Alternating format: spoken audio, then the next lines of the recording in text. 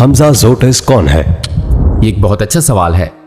मैं सन 1980 में England London में पैदा हुआ था। मैंने 2002 में इस्लाम कबूल किया। मेरे वालिदैन यूनानी बैकग्राउंड से ताल्लुक रखते हैं। मेरी वालिदा का ताल्लुक किब्रस से है और मेरे वालिद का ताल्लुक यूनान अथीना से है और मेरी उम्र 41 साल है अल्हम्दुलिल्लाह। और मैं इस्लाम का तालिब इल्म हूँ और मैं लोगों को इस्लाम की तालीमात से आगाह करना चाहता हूँ और मैं ये उम्मीद करता हूँ कि मैं ये काम हिकमत के साथ, अच्छे तरीके से और रहमत के साथ, नरमी के साथ अंजाम दूँ। अल्हम्दुलिल्लाह। इस्लाम लाने से पहले क्या आप अपने खानदान की तरह ईसाई थे या आप तलाश के मरहले में थे? ये एक और अच्छा सवाल है। मैं ये नहीं कहूँगा कि मेरी परवरिश एक ईसाई के तौर पर हुई है। अगरचे हम खुदा पर यकीन रखते थे, मेरे वालिद कट्टर मजहब से दूर हो गए थे। बुनियादी तौर पर वो यीशु अलैहिस्सलाम पर ईमान रखते थे, वो रूहानियत पर यकीन रखते थे, वो इंसानी इक़्तिदार पर यकीन रखते थे, लेकिन ये भी है कि वो इस लिहाज से सेकुलर नहीं थे, वो बहुत रूहानी थे। तो मेरे वालिद का अपना वजूदी सफर था, उनका एक अपना नजरिया था कि खुदा से ताल्लुक का क्या मतलब है। और चूंकि वो चर्च मुखालिफ थे, चर्च मुखालिफ से ये मुराद नहीं कि वो चर्च से नफरत करते थे, लेकिन उनका ख्याल था कि चर्च आपके दिल में है, ठीक, खुदा से ताल्लुक के लिए आपको चर्च की जरूरत नहीं है। और वो इस किस्म का नजरिया रखते थे। लेकिन बाज़ औक़ात ईस्टर के दौरान हम यूनानी चर्च में जाते, क्योंकि यूनानी ऑर्थोडॉक्स में ईस्टर का त्यौहार क्रिसमस से ज्यादा अहमियत रखता है। तो मैं ये भी नहीं समझता कि हम ईसाई थे, शायद सेकुलर नजरियात के ज्यादा करीब थे, रूहानी ह्यूमनिस्ट किस्म के, अगर समझ सकें। आपने इस्लाम कैसे कबूल किया? हमने सुना है कि आप 2 बार मुसलमान हुए, क्या आप इसकी वजाहत कर सकते हैं? अच्छा, ये मुकम्मल तौर पर सच नहीं है। ये दूसरी बार नहीं था कि मैं मुसलमान हुआ, क्योंकि इस वीडियो में एक वीडियो है जो ऑनलाइन है। ये तकरीबन दूसरी बार है जब मैं मुसलमान हुआ, क्योंकि एक अरसा ऐसा था जब मुसलमान होने के बाद मैं एक तबाकुन शक में मुब्तला हो गया था। लेकिन मेरे सफर के दौरान मैंने महसूस किया कि इस्लामी फिक्री रवायात के पास इसके जवाबात हैं। तो अपने सफर के आगाज में मैं इस्लाम की इक़्तिदार की तरफ रागिब हुआ था। मुझे इस्लामी फिक्री रवायत और इस्लाम की फिक्री बुनियादों का यकीन हो गया था और मुझे इस्लाम की इक़्तिदार की तरफ भी रगबत थी। और दूसरी चीज जिसने मुझे मुसलमान बनने में मदद की वो ये थी कि दर हकीकत मैं मुसलमान होने से पहले नमाज पढ़ता था। और मुझे याद है कि मेरे दोस्त ने मुझे कहा था, अगर जिस वक्त वो मेरा दोस्त नहीं था, किसी हद तक था लेकिन हम इतने ज्यादा करीब नहीं थे, लेकिन वो मेरे भाई का दोस्त था। और मुझे याद है कि जब मैं कॉलेज में था तो वो मेरे मुसलमान दोस्तों से कहता था, अगर मुझे सही याद है, दरअसल उसने कहा था, जब आप सजदे में होते हैं तो आप अल्लाह के सबसे ज्यादा करीब होते हैं, आप अपने रब के सबसे ज्यादा करीब होते हैं अल्लाह से दुआ करने, बातें करने के लिए। तो मैंने नमाज पढ़ना सीखी और मैं नमाज पढ़ता और सजदे में अल्लाह से बातें करता और उससे हिदायत मांगता था। जब आपने इस्लाम कबूल किया तो आपके खानदान का रद्द अमल क्या था? क्या आपने कभी अपने घर वालों को तबलीग करने की कोशिश की? ये किसी हद तक मुश्किल था, क्योंकि शायद उनके जहनों में इस्लाम का एक मनफी तस्वुर कायम था। शायद तारीखी वजूहात की बिना पर, समाजी वजूहात की बिना पर, या जो कुछ भी उन्होंने पढ़ा उसकी वजह से। लेकिन अब सूरत हाल बिल्कुल मुख्तलिफ है। हमारा एक बहुत ही मजबूत खुला ताल्लुक है, जहां मैं इस्लाम से मुतल्लिक मुख्तलिफ चीजों पर बात करता हूं और जानते हो वो बैठकर सुनते हैं। और खास तौर पर मेरे वालिद तो ऐसे होते हैं कि ओ वाकई अच्छा, वो बहुत ज्यादा दिलचस्पी जाहिर करते हैं। और मेरे ख्याल में अपने वालिदैन को तबलीग करने का बेहतरीन तरीका ये है कि उनकी खिदमत के लिए खुद को वक्फ कर दें। इस काम के लिए वक्फ हो जाओ, आप जानते हैं होना पड़ता है। लिसान हाल अपने तर्ज अमल के साथ। जी हाँ, तो इससे मुझे प्रोफेसर सुलेमान डेरन की याद आती है। वो मारा यूनिवर्सिटी से हैं। उनके वालिदैन बीमार थे तो मैं उन्हें व्हाट्सएप करता था। मैं उन्हें कुछ हौसला देने की कोशिश कर रहा था और उन्होंने बहुत दिल को छू लेने वाला जवाब दिया। उन्होंने बुनियादी तौर पर कहा, मैं खुद को उनकी दुआओं का मुस्तहिक बनाने की कोशिश कर रहा हूं, लिहाजा आपको जितना ज्यादा हो सके अपने वालिदैन की खिदमत में रहना चाहिए। सबसे बड़ा ख्वाब जिसे आप पूरा करना चाहते हो?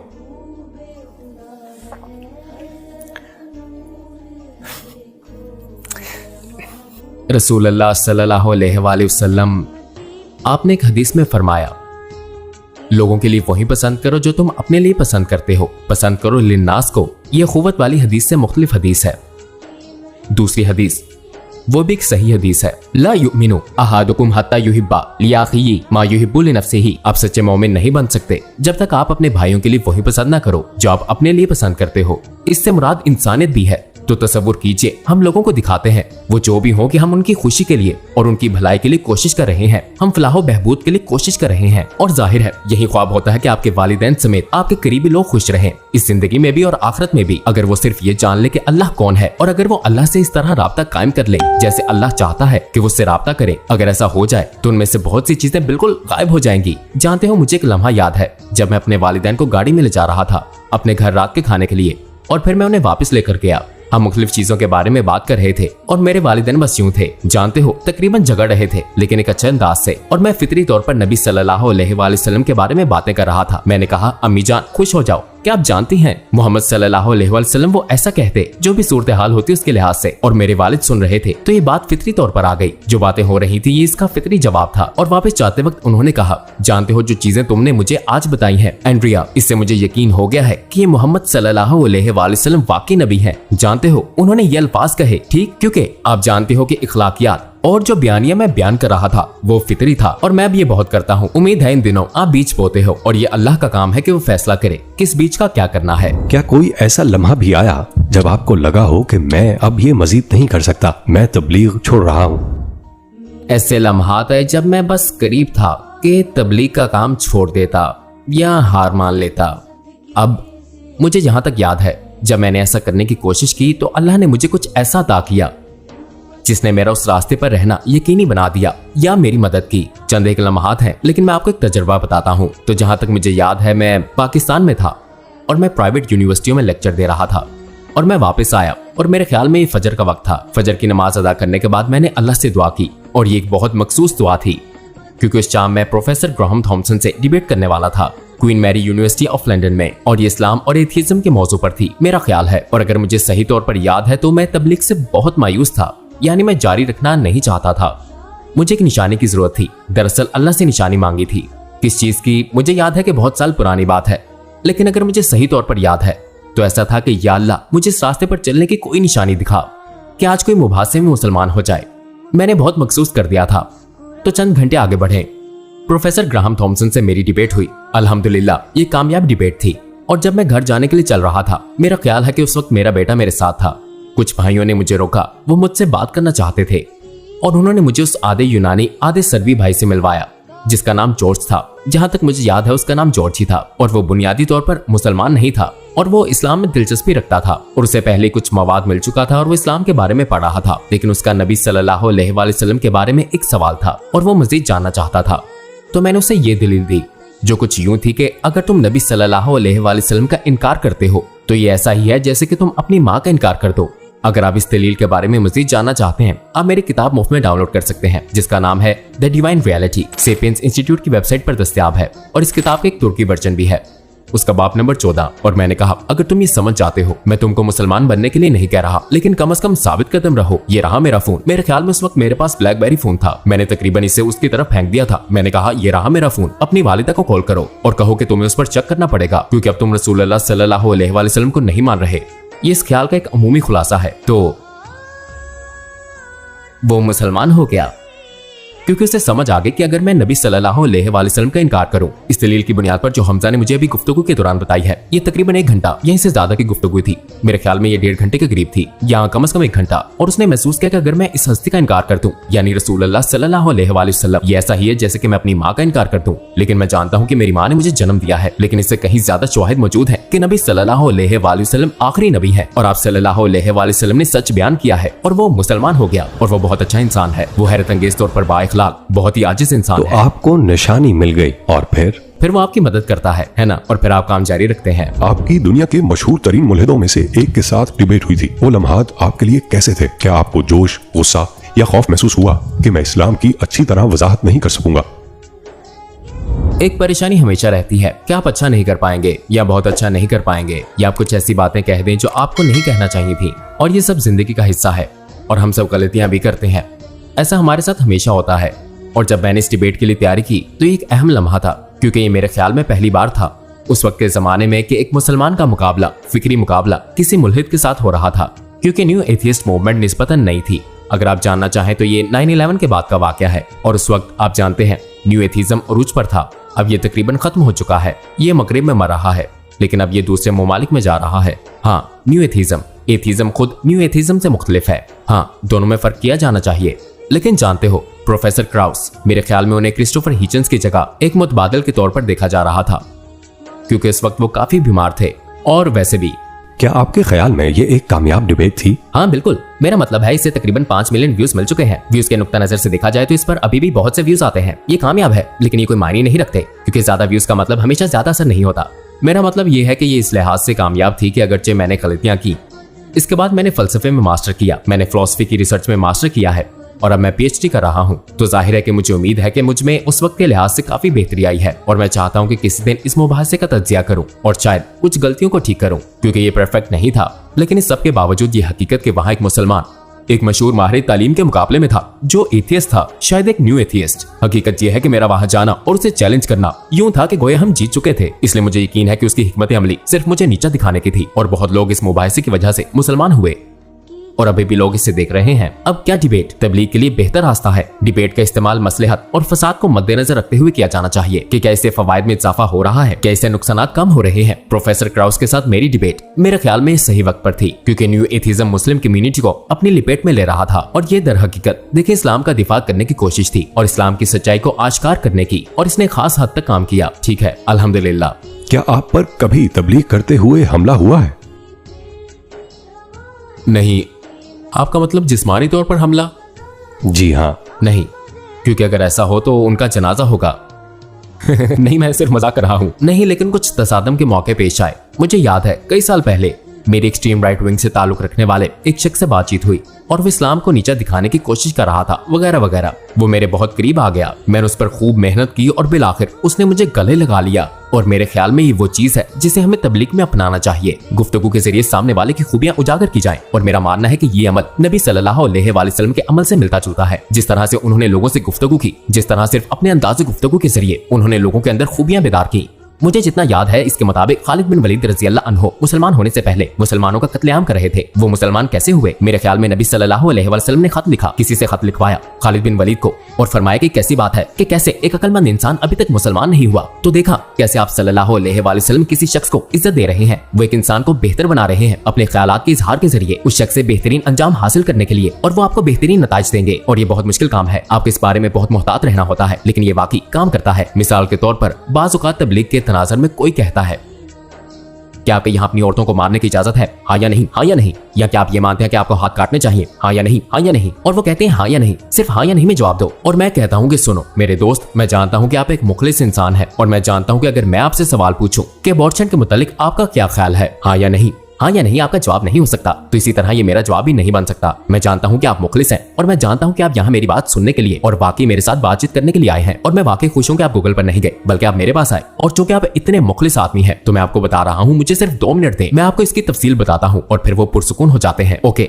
नो प्रॉब्लम कहते हुए, क्योंकि आपका अमल ये बता रहा है कि वो मुखलिस है। आपने तस्दीक कर दी कि वो बहुत अच्छे इंसान है, अगरचे वो आपके पास गुस्से में आए हो, अगरचे वो आपके पास तलखी के साथ आए हो, लेकिन ये वही है जिसके बारे में मैंने पहले कहा था। सूरह फुसिलत सूरह नंबर 41 आयत 34, और भलाई और बुराई बराबर नहीं हो सकती, तो सख्त कलामी का ऐसे तरीके से जवाब दो जो बहुत अच्छा हो। ऐसा करने से तुम देखोगे कि जिसमें और तुम में दुश्मनी थी गोया वो तुम्हारा गर्मजोश दोस्त है। इसलिए इख्तलाफात की सूरत में लोगों से ऐसे तरीके से गुफ्तगू करें कि जिससे उनकी खूबियां सामने आए, अगरचे वो इसके मुस्तहिक ना हो, अगरचे वो खुद अच्छे रवैये का मुजाहिरा ना कर रहे हो, लेकिन जैसे ही आप ये काम करोगे आप दौरान गुफ्तगू ही उसमें शख्सियत पैदा कर दोगे। और अगर ये तरीका काम ना करे फिर जाहिर है कि आपको अपनी हिफाजत का पूरा हक हासिल है। लेकिन आपको अपनी पूरी कोशिश करनी चाहिए, क्योंकि याद रखें मैंने इससे पहले क्या कहा था, ये हमेशा उसूलों से वाबस्ता होता है। सवाल पूछो कि इस हाल में अल्लाह मुझसे क्या चाहता है। एक खसूसी मिजाज, मिसाल के तौर पर हमजा, जब आप तबलीग करते हैं आप बहुत गुस्से में होते हैं। नहीं, एक असल आम में तनकीद हो सकती है कि माजी में शायद 8 साल या 5 साल पहले मुझे बहुत अच्छा या बहुत नरम होने की वजह से तनकीद का निशाना बनाया जाता रहा है। हाँ, वो कहते हैं कि शेर कहाँ है, हाँ हम शेर वापस चाहते हैं।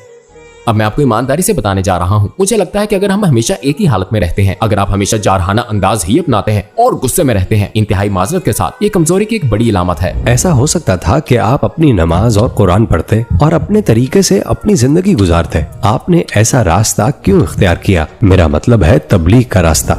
मेरे ख्याल में ये मेरी शख्सियत के मुताबिक था। जब मैं किसी चीज से मोहब्बत करता हूँ तो मैं उसके बारे में बात करता हूँ, तो एक फितरी बात है। अगर आपको कुछ पसंद है तो आप इसे शेयर करना चाहते हैं, तो फितरी तौर पर अगर आप इस्लाम से मोहब्बत करते हैं तो आप इसे भी शेयर करना चाहेंगे। देखो, दिन के आखिरी हिस्से में मैं बहुत मीठा आम चखता हूँ, मैंने आम चख लिया। अगर मैं एक अच्छा इंसान हूँ तो मैं चाहूंगा कि दूसरे लोग भी इस आम को चखें। ठीक है, मैं इस अच्छाई को बांटना चाहता हूँ जो मेरे पास है, और मैंने ये मिठास चखी है जो कि इस्लाम है। और अगर पूरी दुनिया मुझसे कहे नहीं ये मीठा नहीं है, तो मैं उन पर यकीन नहीं करूंगा, क्योंकि उन्होंने मेरा आम नहीं चखा है। ठीक है, तो आपको इस कदर एतमाद महसूस होता है क्योंकि मैंने चख लिया है। मैं चाहता हूँ कि आप भी वो चखें जो मैं चख रहा हूँ तो ये एक और मुहरक है कि आप लोगों के लिए अच्छाई को पसंद करते हैं। अगर आप एक महजब इंसान हैं, जानते हो आप तमाम लोगों की भलाई और रहनुमाई के लिए पुरज़म रहना चाहते हो। हम चाहते हैं कि लोग खुश रहें और ये वो चीज है जो लोगों को खुशी अता करती है, फिर आपको इसे लोगों को देना चाहिए। आपके साथ मसला क्या है? आप इतने खुदगर्ज क्यों हो? और इस पर बात खत्म करता हूँ कि इसका अजर बहुत बड़ा है। इस बारे में सोचें, तसव्वुर करें कि एक शख्स आपके काम की वजह से मुसलमान हो जाता है। अल्लाह की मर्जी से एक शख्स वो शख्स शादी कर लेता है। अब 2 लोग हो गए और उनके 2 बच्चे होते हैं, तो अब 4 लोग हो गए। और फिर वो शादियां कर लेते हैं और उनकी 1-2 नस्लों में हर एक के 2 बच्चे होते हैं। आपको सवाब मिलता है 10 लोगों की नमाज का, क़याम का, सदका, ज़कात, तिलावत कुरान, हज का, उम्रा, नेक अमाल, सदक़े जैसे अमाल का। आपको ये सारा सवाब सिर्फ तबलीग करने की वजह से मिल रहा है। एक शख्स को तबलीग करने से आप मुसलमानों की 1 या 2 नस्लें आबाद कर देते हैं, तो ये हमारे लिए बहुत अहम है। आप जानते हैं, अगर आप अजर के लिहाज से सोचें तो इससे ज्यादा फायदेमंद कोई चीज नहीं है, लेकिन ये मेरे लिए भी मायने रखती है। क्योंकि देखें, आप क्या करेंगे, आप कुरान और नमाज पढ़ेंगे और आप घर पर रहेंगे और फिर आपकी शादी हो जाएगी, आपके बच्चे होंगे, आपके पास नौकरी होगी, आपको घर मिलेगा, गाड़ी मिलेगी, फिर आप मर जाएंगे। मैं ये नहीं कह रहा कि ऐसा करना बुरा है, आप बहुत परहेजगार जिंदगी गुजार सकते हैं। क्या आपके वजूद का कोई इजाफी फायदा है? क्योंकि अल्लाह कुरान में फरमाता है, ऐ ईमान वालो, अल्लाह और उसके रसूल का हुक्म कबूल करो, जबकि रसूल खुदा सल्लल्लाहु अलैहि वसल्लम तुम्हें ऐसे काम के लिए बुलाते हैं जो तुमको जिंदगी जावदान बख्शता है। यह आयत उन लोगों से बात कर रही है जो पहले से जिंदा हैं, तो गोया अल्लाह आपको जिंदगी के ऊपर जिंदगी अता कर रहा है। और मेरे लिए इसमें इजाफी फायदे की बात है कि आप इस्लाम की हकानियत की बात कर रहे हैं, तो ये मेरा जवाब होगा कि मैं इस तरह की चीजें क्यों करता हूँ। अगर आपको एक लम्हा देखने का मौका मिले हमारे नबी सल्लल्लाहु अलैहि वसल्लम की जिंदगी के लम्हात में से, तो वो कौन सा लम्हा होगा? ये बहुत मुश्किल सवाल है, मैं नहीं जानता। बहुत से लम्हात हैं। ये बहुत मुश्किल है कि ठीक है, अगर आप रसूलुल्लाह सल्लल्लाहु अलैहि वसल्लम की जिंदगी को देखें और आपके रोजमर्रा के मामलात को, मुझे लगता है कि अगर मैं उनकी मौजूदगी का तस्वुर करना चाहूँ तो ये गालिबन फजर का वक्त होगा। मस्जिद में फजर की नमाज बाजमात की अदायगी और जिक्र अस्कार में वक्त गुजर रहा होगा और आप सल्लल्लाहु अलैहि वसल्लम से सवालात किए जा रहे होंगे, क्योंकि वो एक लम्हा था। ठीक है, सहाबी आप सल्लल्लाहु अलैहि वसल्लम से सवाल कर रहे होंगे और आपके पास उसका इशारा मौजूद है। सहाबा भी बहुत पुरसुकून होंगे और वो अपने जमाने जाहिलियत के मुतालिक बात करते और उस पर हंसते होंगे। क्या आपका कोई खास सवाल है जो आप जाती तौर पर रसूलुल्लाह से पूछना चाहते हैं? एक खास सवाल, मैं उनसे दरख्वास्त करूंगा कि वो मेरे लिए दुआ करें। अंबिया अलैहिस्सलाम की दुआएं मकबूल होती हैं, ठीक है, तो बस मेरे लिए दुआ करें। दुआ करें कि मैं कामयाब हो जाऊं दुनिया और आखिरत में, और मेरा खानदान भी। आप और क्या मांग सकते हैं? मेरा मतलब है, सोचें क्या कोई और चीज है जो आप मांग सकते हैं? और ये मालूम है कि नबी सल्लल्लाहु अलैहि वसल्लम मांगने वाले को ना नहीं कहते थे। आप और क्या मांगेंगे? मेरा मतलब है, ठीक है, मैं देखें, अगर मैं उनसे इख्तलाफ और अकीदे से मुतल्लिक सवाल करूं या मुख्तलिफ चीजों के बारे में सवालात, ये सब गैर मुतल्लिका हो जाता है। हाँ, ये तो है, मतलब ये सब चीजों की असीम कायनाती स्कीम में है। आप अल्लाह के महबूब के साथ हैं, वो अल्लाह के महबूब हैं। जी हाँ, मैं उसके प्यारे हबीब से सवाल करने जा रहा हूँ। बराए करम मेरे और मेरी फैमिली के लिए दुआ करें।